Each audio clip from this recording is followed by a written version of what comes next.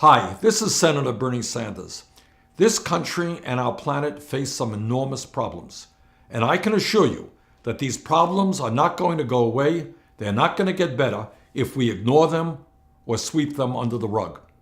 One of the global crises that must be addressed now, for the sake of our children and grandchildren, is climate change. And let me be very clear. The debate is over. Pope Francis is right in saying that the world is on a suicidal course with regard to climate change. Virtually all scientists who have studied this issue have concluded that climate change is real, it's caused by human activity, and it is already causing devastating problems in our country and around the world. Just a few facts. 2015 is on track to be the hottest year on record, and scientists are already predicting 2016 will be even hotter. In fact, 13 of the 15 hottest years ever recorded have all occurred since the year 2000. In recent years, we have seen shrinking ice sheets in Greenland and Antarctica, rising sea levels, threatening coastal communities all over the world, oceans that are warming and becoming more acidified, threatening the food supply for millions of people. Increased droughts throughout the world. In California and the southwest of the United States, drought has led to wildfires unprecedented in their duration and in their strength. The most powerful hurricane ever recorded, with winds for Hurricane Patricia hitting 200 miles per hour and gusts of up to 247 miles per hour. Heat waves that have killed thousands of people in Europe, Pakistan, and India. Extreme weather disturbances, including stronger hurricanes, torrential rainfalls, and more severe flooding. And here's what's most frightening. Scientists say that if we do not act boldly and within a very short window of opportunity, a very bad situation that exists today will become much worse in years to come. What the scientists are telling us is that if we do not get our act together, our planet Earth, our only planet, could see a global increase in temperature of 5 to 10 degrees Fahrenheit by the end of this century. 5 to 10 degrees Fahrenheit. And what happens then? Well, among many other concerns, the CIA and the Department of Defense tell us that a warming planet will increase international instability.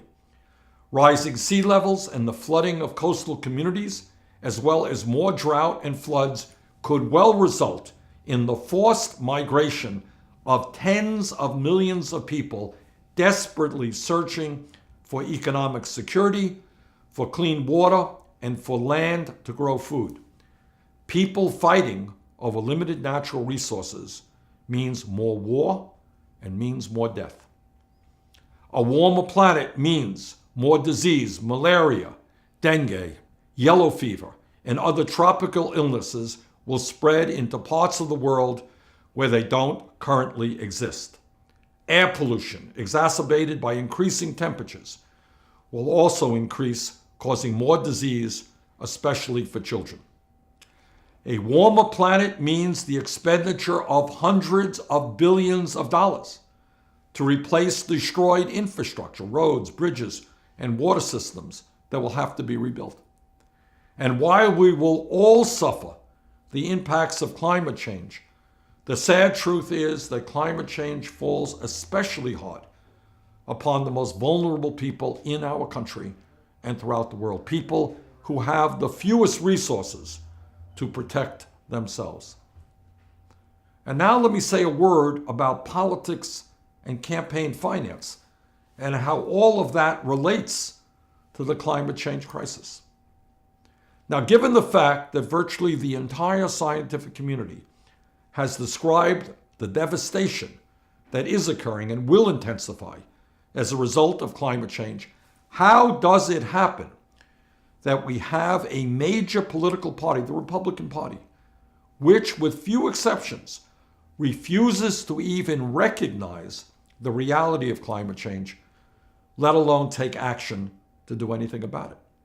Why is that? How does that happen? Why does the political party which controls the U.S. House, which controls the U.S. Senate, and which wants to occupy the White House refuse to even acknowledge the reality of climate change? The answer is pretty simple.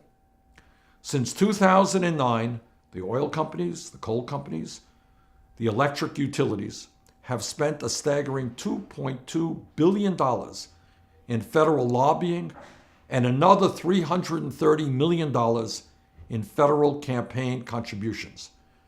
In other words, as a result of ineffective lobbying legislation and the disastrous Citizens United Supreme Court decision, large corporations can now spend as much as they want on campaigns and elections. And that is exactly what the fossil fuel industry is doing. Here is the simple truth. Any Republican candidate for president, for the U.S. Senate or for the U.S. House, who has the courage to acknowledge the reality of climate change and who wants to do something about it, that candidate will lose the financial support, the campaign contributions coming from the Koch brothers and other powerful special interests in the fossil fuel industry. Further, there is a strong likelihood that that candidate would be challenged by a primary opponent when he or she came up for election, a candidate supported by the industry.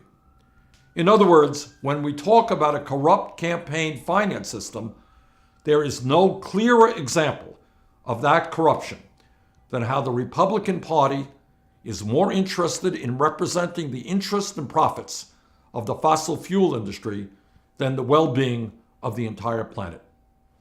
And in that regard, I say to my Republican colleagues, history will cast a very harsh judgment on you. I know it is not easy, but I ask you to worry less about your campaign contributions and worry more about the planet that you're going to leave to your children and your grandchildren. Okay, we are facing a crisis of huge magnitude. What do we do about it? First, the United States must lead the international community in transitioning away from fossil fuels toward energy efficiency and sustainable energy. The United States alone cannot solve the crisis of climate change. We need to be aggressive in working with China, Russia, India, and countries throughout the world to make that happen. And by the way, the people of China should not need a lot of urging on this subject, given the fact that their hospitals are being flooded with people made sick by the incredible level of air pollution Beijing is now experiencing. Secondly, in terms of specific proposals, what should we be doing? First, we can save an enormous amount of energy by moving aggressively toward energy efficiency. 40% of the energy used in this country is used to heat or cool buildings, and there is enormous waste in that process. Making our homes, office buildings, schools, and factories more energy efficient will save consumers large amounts of money on their fuel bills, cut carbon emissions dramatically, and create millions of good-paying jobs. When we talk about energy efficiency, we must also focus on transportation. 26% of the energy used in this country is for transportation. Clearly, while we have made some progress in this area, we must make our cars and trucks much more fuel efficient. When the Ford Model T first came onto the market in 1908, it got 13 to 21 miles per gallon. That was almost 100 years ago. But in 2015, there are still cars on the road that get the same gas mileage as one of the very first mass-produced cars. That's pretty crazy. We must move aggressively toward the electrification of our cars and trucks. Electric vehicles can go up to 4 times as far as a gasoline-powered car on the same amount of energy. Our job is to make those hybrid cars and electric vehicles much more affordable and build the infrastructure that will sustain them. Transportation efficiency also means major improvements in our passenger and cargo rail systems. Today, our rail system lags behind Japan, Europe, and even China in terms of high-speed passenger and cargo rail. A modern rail system would mean that huge amounts of cargo would move across this country in a much more efficient way than simply relying on trucks. A modern, efficient passenger rail system would mean that we can take a significant amount of car traffic off of our roads. All of this will result in a stronger economy and a very significant reduction in carbon emissions. While making our country and planet more energy efficient is clearly an important part of what we've got to do, we must also aggressively transition away from fossil fuels towards sustainable energy like solar, wind, and geothermal. In terms of solar, the very good news is that the cost of solar panels is plummeting, and everything being equal, they will continue to plummet. Our goal must be to help families and businesses all over this country with the upfront costs that are required to move toward rooftop solar. Further, we need to invest in utility-scale solar plants as well. A very good piece of news is that we have recently seen major breakthroughs in energy storage technologies. These breakthroughs will enable us to utilize energy from batteries when the sun is not shining and the wind is not blowing. We must also tap the great wind resources we have. In Texas, wind power is now one of the least expensive sources of electricity generation in this country. Last year, Iowa produced about 29% of its electricity from wind energy, and it expects to reach 40% by 2020. There is enormous potential for wind energy in this country, which must be utilized. Geothermal power is another source of energy with great potential. Building a new geothermal plant is approximately 1/3 cheaper than a new modern natural gas plant. And these are just some of the new technologies that are out there. Research and development will create even more. Now, many of the ideas that I've discussed have been included in new legislation that I have recently introduced.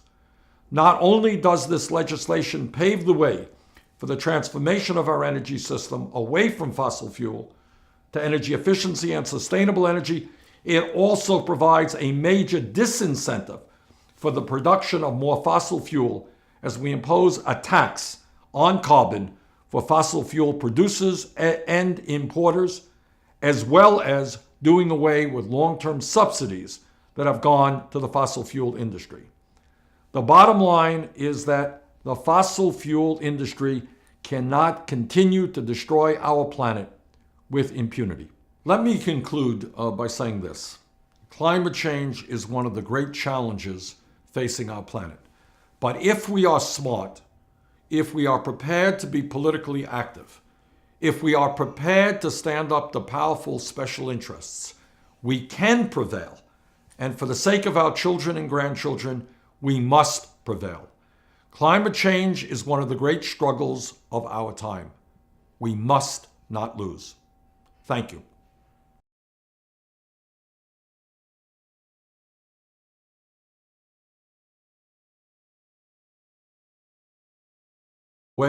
They're not going to get better if we ignore them or sweep them under the rug. One of the global crises that must be addressed now, for the sake of our children and grandchildren, is climate change. And let me be very clear. The debate is over. Pope Francis is right in saying that the world 2015 is on track to be the hottest year on record, and scientists are already predicting 2016 will be even hotter. In fact, 13 of the 15 hottest years ever recorded have all occurred since the year 2000. In recent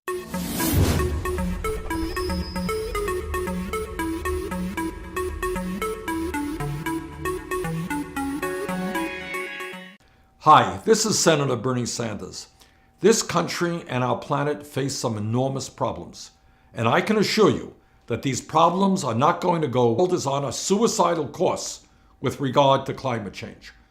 Virtually all scientists who have studied this issue have concluded that climate change is real, it's caused by human activity, and it is already causing devastating problems in our country and around the world. Just a few facts. In recent years, we have seen shrinking ice sheets in Greenland and Antarctica, rising sea levels, threatening coastal communities all over the world.